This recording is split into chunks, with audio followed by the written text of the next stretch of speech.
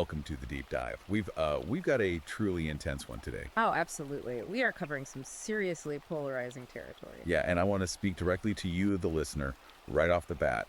If you are someone who follows men's rights advocacy, or the red-pilled manosphere, or if you're just intensely curious about how our modern institutions might have been, well, captured by feminist and Marxist ideologies over the decades, this deep dive is specifically curated for you. It is. But before we get into the heavy stuff, please take a quick second right now to like and subscribe to the show. Yes, please do. It really helps us keep bringing you these unfiltered, massive deep dives on a regular basis. Because the text we are unpacking today demands a really careful, rigorous approach. Right. So our mission today is to completely map out this explosive 2025 ebook.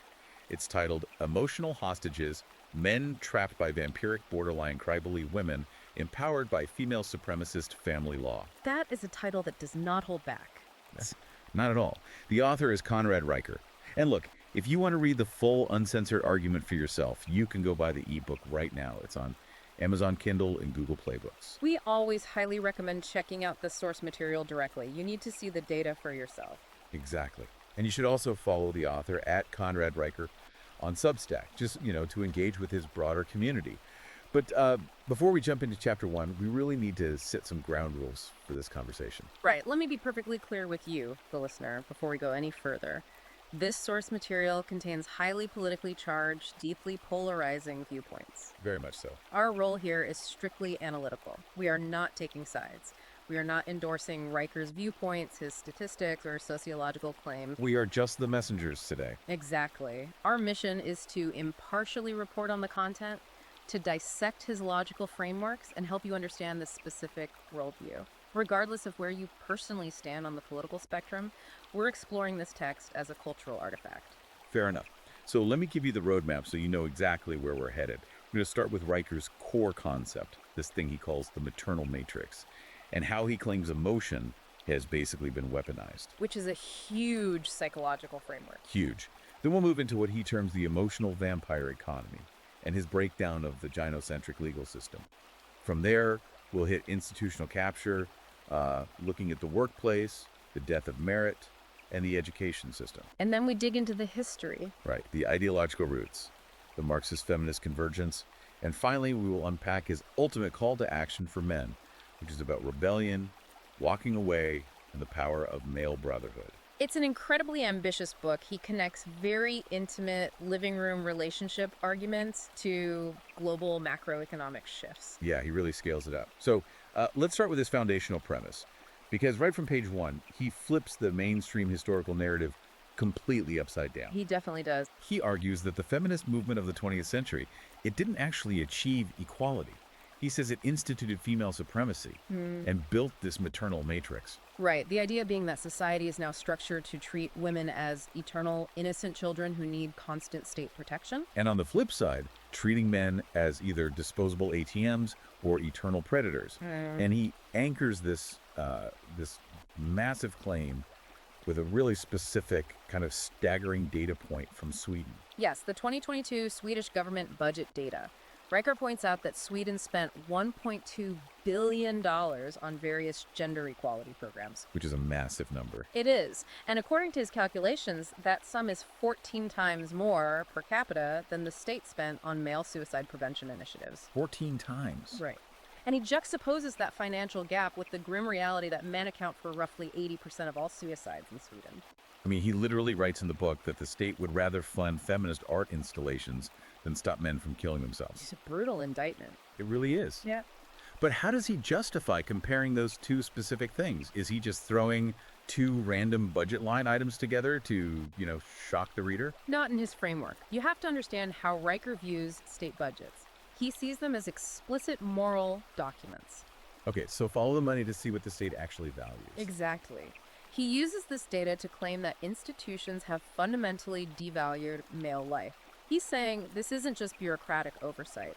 It's a deliberate ideological choice driven by that maternal matrix. Meaning the state's empathy only flows in one direction. Right. It flows exclusively toward women, while male suffering, even terminal suffering like suicide, is ignored. Or in some of the darker corners of social media discourse, it's actually framed as deserved. Wow. So that sets the stage. We don't live in a patriarchy, we live in a gynocratic totalitarianism. That's his phrase. But then he brings it down from the state level to the interpersonal level. He introduces this concept of the cry-bully playbook. Which is where he analyzes the tactical, everyday interactions between men and women. Yeah, he argues that tears aren't just genuine emotional reactions anymore. They are weaponized tools for social dominance. And he actually brings in evolutionary psychology to back this up, specifically citing a researcher named Orrin Hassan. Yes, Hassan's work focuses on the biological function of crying. He suggests that human tears originally evolved to signal acute helplessness. Like a survival mechanism. Exactly. It triggers an immediate mammalian caregiving response from the tribe. It lowers defenses, builds empathy. But Riker argues that in our modern female-dominated institutions, that pure biological mechanism has been hijacked. He calls it emotional jujitsu. It's a vivid term. And he lays out this very rigid 7-step program of the cry bully. He claims this is what women deploy in corporate or domestic fights to defeat male logic. Let me just run through these for you, the listener, because it's a very specific loop. Please do. Step 1, cry on cue. Step 2, use silence as a punishment. Let's pause on this first two. In Riker's view, crying on cue instantly alters the power dynamic. The moment tears hit, the man is automatically recast as the aggressor. Totally, regardless of the facts of the argument. Right. And step 2, the silent treatment. Riker frames this not as a woman needing space, but as a calculated withdrawal to induce anxiety. It forces the man to chase her and apologize just to get back to baseline communication. Which leads to step 3, initiate a whisper campaign to socially isolate the guy. Step 4, invoke trauma to elevate the moral stakes. That whisper campaign is crucial to his theory of female social aggression. It relies on networking rather than physical confrontation. Planting seeds of doubt with his friends or HR. Yes, and invoking trauma, bringing up past exes or childhood issues creates this shield. It makes any current criticism of her behavior seem like a cruel re-victimization. She can never be held accountable. Which brings us to step 5. Weaponize HR or the authorities. Step 6. Play the mother card, using kids as a shield. And finally, step 7. Accuse the man of gaslighting the second he brings facts into the argument. This entire playbook raises profound questions about how our culture mediates conflict. Riker is arguing that modern institutions, HR, family courts, universities, are programmed to automatically defer to whoever displays the most emotional distress. And statistically, that's women. Overwhelmingly. In this playbook, remaining calm or using factual evidence isn't just undervalued, it's actively punished as a sign of abuse. The moment step 1 happens, the man has lost. He points to TikTok trends to illustrate this. You know those viral videos where women film themselves crying in their cars? Oh, yes. The ones with millions of views. Right. And usually they're crying simply because a man stated a fact, or asked to split a bill, or set a basic boundary. And the titles are always like, he didn't even apologize, or dealing with a toxic narcissist. And the comment sections are just filled with absolute support for the woman. Exactly. Riker uses this as proof that male logic is culturally coded as cruelty. He sums it up with this brutal quote: "You don't win the argument, you win the sob." That phrase perfectly transitions into his psychological framing in Chapter 9, where he delves into the BPD spectrum. This is a heavy part of the book. BPD stands for borderline personality disorder. Yes, it's a clinical diagnosis. It's characterized by severe emotional volatility, an intense fear of abandonment, and impulsive behavior. And the stats he drops here are intense. He claims women are diagnosed with BPD 300% more often than men. But he's not just talking about the clinical psychiatry here. He's making a sociological claim about how these specific traits are leveraged for power. Like the stat about suicide threats. He cites that 40% of men in abusive relationships report being coerced into compliance by their partner explicitly threatening suicide. Which is terrifying. But what's fascinating about Riker's analysis is how society reacts to this. He claims this emotional hostage-taking isn't treated as a public health crisis requiring intervention. No, he says society rewards it. Exactly. He argues that extreme emotional outbursts and manipulation are labeled by lifestyle media as authentic or passionate. Or like an empowered woman who refuses to settle. Right. He argues the traditional maternal instinct to nurture has mutated into a need for absolute emotional control, perfectly disguised as chronic victimhood. And he points straight to reality TV to prove this. Yeah. He talks about shows like The Bachelorette, or figures like Khloe Kardashian and Cardi B. The pop culture examples are very telling. They are, because you see them screaming, throwing drinks, crying hysterically, being incredibly impulsive. And what happens? Their wealth skyrockets. They get brand deals. Society literally consumes out-of-control female emotion as high-value entertainment. And Riker points out the glaring double standard. If a man acted with that level of emotional volatility and physical aggression on television, he'd be arrested. He'd be completely canceled. Yeah. But for women, it builds a lifestyle brand. That double standard really is the beating heart of his first section. He's saying the maternal matrix conditions us to view female emotion as sacred and infallible, while male reason and stoicism are viewed as cold and abusive.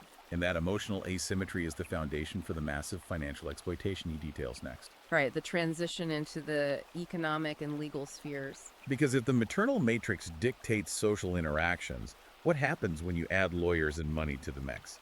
Riker calls this the emotional vampire economy. And the gynocentric legal system. Yes. He says there's a shadow economy built entirely on female emotional destitution, and it is funded by male labor. He calls it the monetization of distress. He uses some incredibly specific anecdotes to build this case.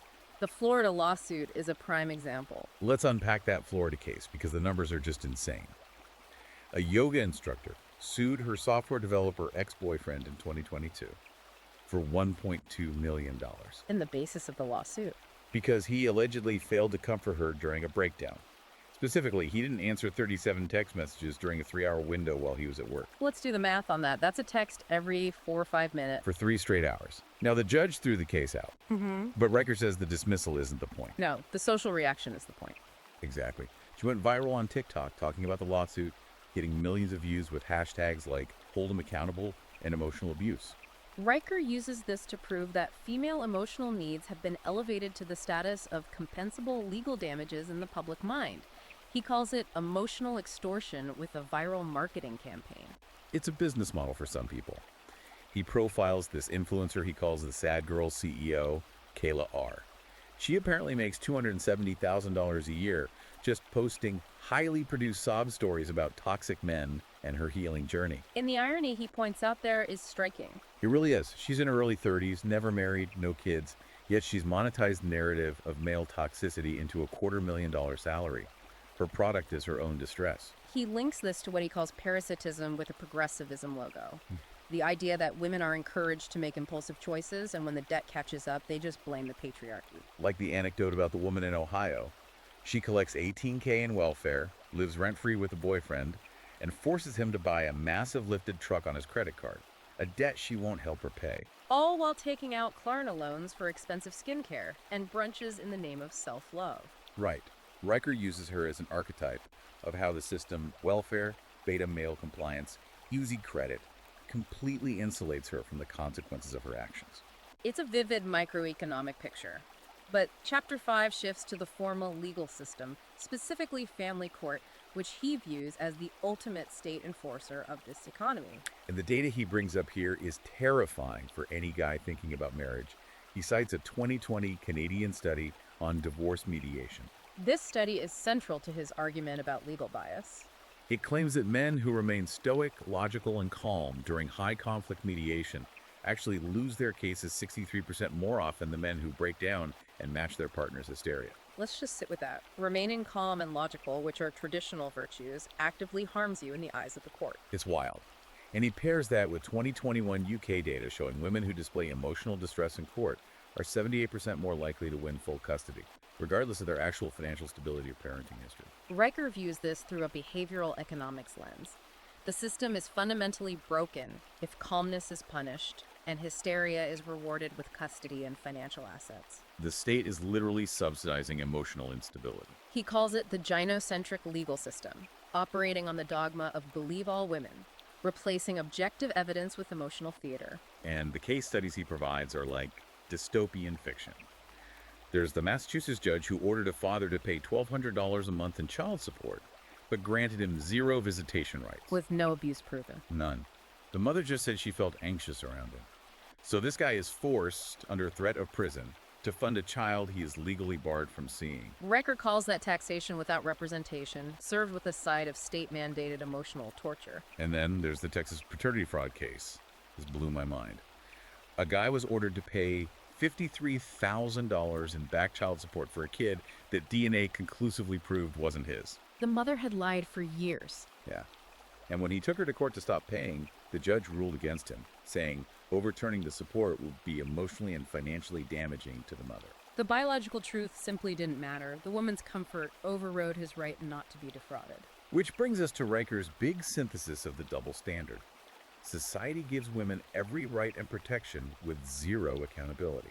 And conversely, gives men every responsibility, taxes, fighting wars, providing with zero inalienable rights when challenged by a woman. A system of legalized emotional extortion. It's an incredibly bleak landscape. But how does this system maintain control in everyday life without total collapse? That's his next section, institutional capture. Looking at the workplace, education, and the female hive mind. Let's talk about the GSR triad: gossip, shame, rally. This requires some explanation for listeners unfamiliar with relational aggression theories. Right. Riker says men historically used overt physical or verbal conflict to establish hierarchy, but women evolved covert tools. Step 1 is gossip establishing a negative narrative behind closed doors. Without giving the target a chance to defend himself. Exactly. Step 2 is shame, using that narrative to attack his moral character publicly. And step 3 is rally, mobilizing the group, or HR, to isolate and destroy him. And he connects this to the corporate world by pointing out that women currently hold 73% of HR roles in Fortune 500 companies. 73%, that's massive. It is. He argues the modern workplace isn't a meritocracy anymore, it's an emotional surveillance state.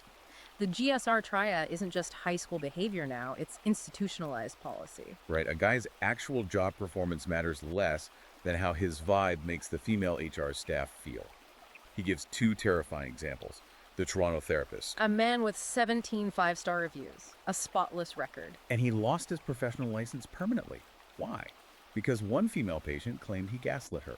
He gently suggested her anger issues might stem from her own childhood trauma, not just toxic men. She claims severe emotional distress, and the licensing board, terrified of looking insensitive, revoked his license without a trial.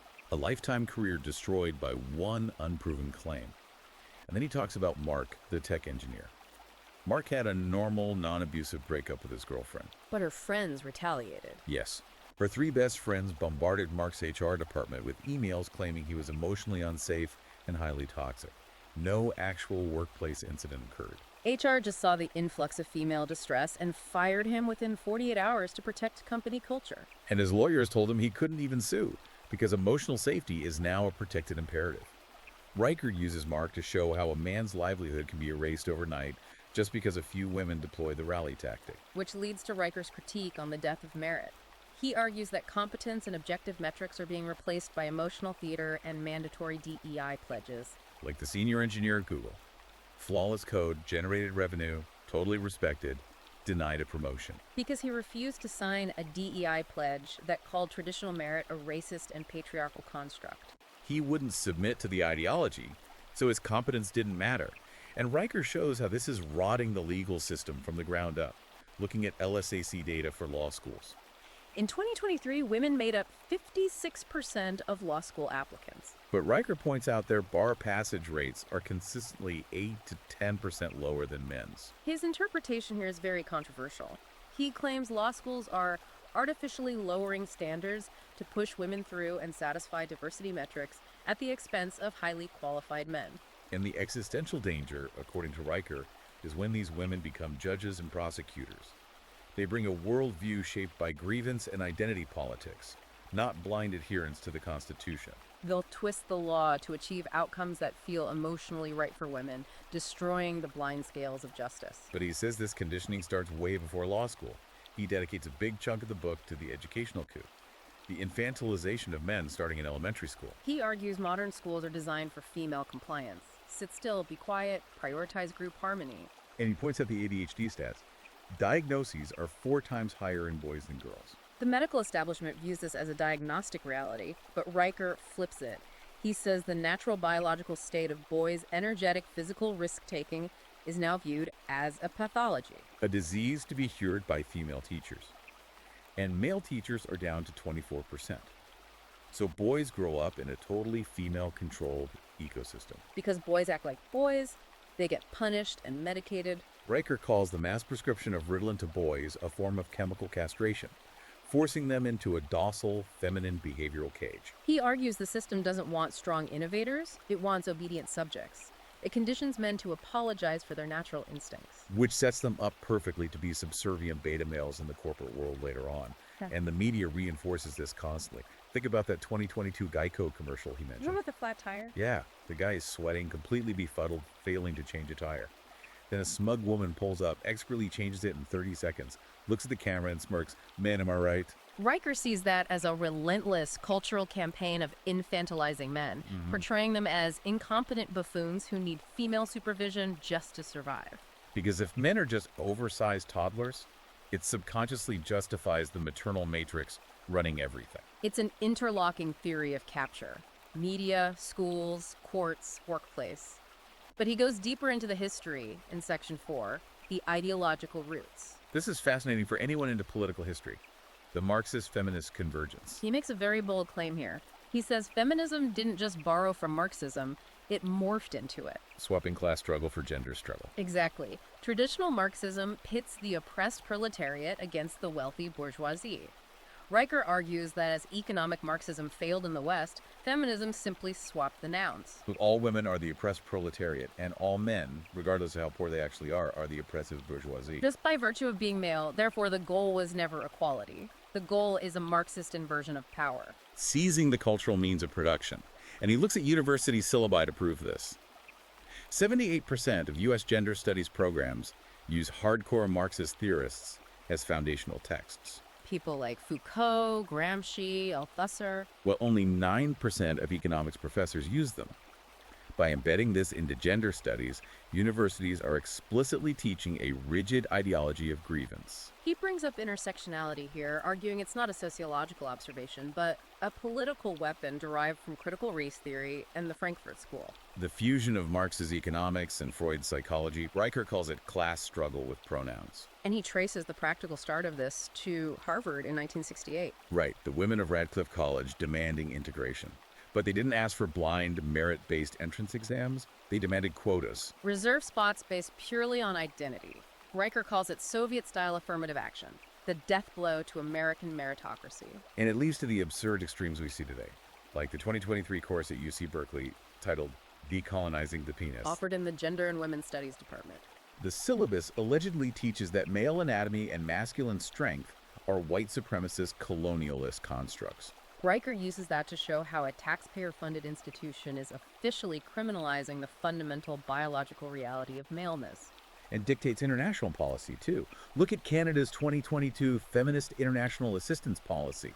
They tied hundreds of millions in foreign aid to gender equality. The Uganda example is particularly harrowing. Yeah, Canadian-funded NGOs went to Uganda, but instead of building infrastructure, they trained activists to use terms like toxic masculinity to undermine local male leaders. Riker calls it ideological extortion, threatening to withhold agricultural aid and water unless the host country psychologically castrates its men. It's so deeply embedded, it's basically a theology now, which brings up his concept of the new religion, the religion of femininity. As traditional Judeo-Christian structures decline, a fanatical spiritual movement is rising that deifies the feminine. The stats are wild. 68% of women in New Age spirituality identify their higher power with Gaia or the Mother, completely rejecting a male deity. Riker argues men are being systematically exiled from the spiritual realm. This goddess cult weaponizes vulnerability and elevates chronic victimhood to a state of divine power. The more oppressed you are, the closer you are to godliness. And legacy institutions are bending the knee. Union Theological Seminary offering courses on reimagining God as mother. Framing God the Father as patriarchal violence. And the British Humanist Association declaring menstrual rights as sacred sacraments. Riker calls it totalitarianism with yoga mats. If a man questions the astrology-obsessed culture, he's a moral heretic who must be socially destroyed. And the primary weapon of this religion is controlling vocabulary. The language war. Orwellian concept. Yeah. Control the words, control reality. Like Harvard's 2022 pronoun pledge, requiring faculty to put pronouns in their email signatures. Riker sees it as a mandatory loyalty oath to the Marxist feminist regime. Forcing a biology professor to publicly submit to subjective gender ideology. And the ultimate weaponized word, gaslighting. Used 1.2 million times on Twitter in 2023. Stripped of its clinical meaning, it's now just a verbal weapon to shut down male logic. The linguistic trap is perfect. If a man uses reason, he's gaslighting. If he raises his voice, he's aggressive. If he walks away, he's abandoning her. Tone policing. The rules dictate that male logic is inherently oppressive. The game is rigged. So if every institution is rigged against men, what is the logical outcome? This is Section 5, the rebellion. Right. What do men actually do? They don't protest, they just walk away. The Yeah. male exodus. Riker views this not as laziness, but as a deeply rational, calculated disengagement. If the system criminalizes your nature and rewards female manipulation with your money, the only winning move is not to play. He points to Japan's herbivore men. Millions of young men refusing to date or marry. Resulting in a plunging birth rate of 1.26, threatening total economic collapse. Women complain about a lack of good men, but refuse to acknowledge that decades of demonizing them drove them into the Mounties and the metaverse. And it's happening in the West, too. The 2023 Pew study, 68% of unmarried men under 30 have absolutely no desire to ever get married. Citing fears of divorce rape, ruinous alimony, and family court bias. They view marriage as a rigged legal trap, so they opt out. But this creates a vacuum, leading to the red pill pipeline. Riker analyzes figures like Andrew Tate. He argues the Matrix banned Tate not for hate speech, but because he effectively exposed female hypergamy and systemic exploitation. And despite the bans, Tate commands an army of 12 million followers. You can't ban an idea. He also points to Jordan Peterson. 5 million copies of 12 Rules for Life sold because young men were starting for structure and order. Telling them to build competence instead of apologizing for existing. Which leads to Riker's ultimate solution, true male brotherhood. The only viable way forward. He cites a 2023 NIH confirmation showing men involved in structured in-person brotherhood groups are 40% less likely to suffer from depression. A massive public health statistic. Riker argues society pathologizes male bonding as toxic, while praising female gossip circles as empowerment. But true brotherhood demands brutal honesty and physical accountability, free from the tone policing of female-dominated spaces. His final call to arms is unapologetic. Stop complying with humiliating HR mandates. Reject the guilt game. Audit your life, walk away from draining relationships, and build underground truth networks. His final sentence is a battle cry. The only ones who can save the patient are men who absolutely refuse to apologize for being male. It is a deeply controversial, aggressive conclusion to a massive deconstruction of modern gender dynamics and institutional power. To summarize impartially, Riker posits Western civilization is captured by a Marxist feminist ideology that weaponizes female emotion. The maternal matrix. Yes, corrupting the legal system, destroying meritocracy, creating a parasitic economy. And until men fully disengage and forge unapologetic brotherhoods, civilization will collapse under this emotional extortion. It's a dense, provocative worldview. And as we wrap up, I want to leave you, the listener, with a final thought to mull over. Riker talks about the 68% of young men opting out. Let's run a macroeconomic thought experiment. Let's hear it. Our entire traditional societal structure relies on the taxable income of men driving themselves to the absolute brink in 60-hour corporate jobs to provide for families and pay the alimony that funds the consumer economy. Right. What happens to the macroeconomic grid if 60 or 70% of men take Riker's advice? They live off-grid, minimalist lives in structured brotherhoods. They stop buying massive houses, stop paying into family courts, stop buying diamond rings. They refuse to play the game. Exactly. It's not just a culture war on Twitter at that point. It is a total catastrophic economic reset. The tax base, the real estate market, the consumer economy would fundamentally fracture overnight. It is a terrifying power that men hold, simply by choosing to do nothing. A very sobering, realistic implication to consider as we watch these demographic trends unfold. Absolutely.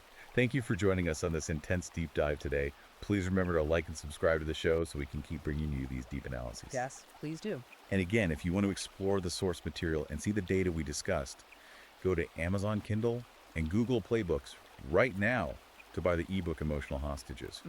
And definitely follow the author at Conrad Riker on his Substack, Twitter, and YouTube to join the conversation. And as a final note, we want to reiterate that our exploration today was an impartial, analytical breakdown. Our goal was to help you deeply understand the text and his worldview without endorsing the claims or taking a political side. Read the text yourself, examine the data, and think critically.